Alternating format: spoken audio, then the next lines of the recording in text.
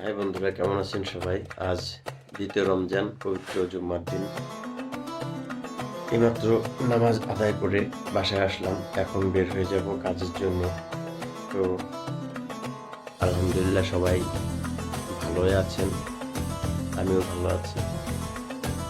সবাই সবার জন্য বেশি বেশি দোয়া করবেন এবং রোজা রাখার চেষ্টা করবেন, ইবাদত বন্দেগী করার চেষ্টা করবেন। কারণ ইবাদত বন্দেগী করলে শরীর, মন, ফ্যামিলি সবই ভালো থাকে, কোনো টেনশন থাকে না। সব কিছুই উপর আল্লাহর হাতে ছেড়ে দিতে হয়।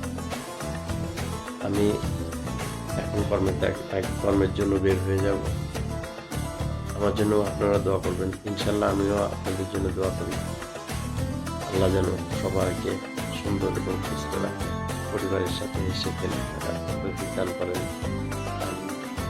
এই বলে আমি বিদায় নিচ্ছি। আসসালামু আলাইকুম রহমতুল্লাহ।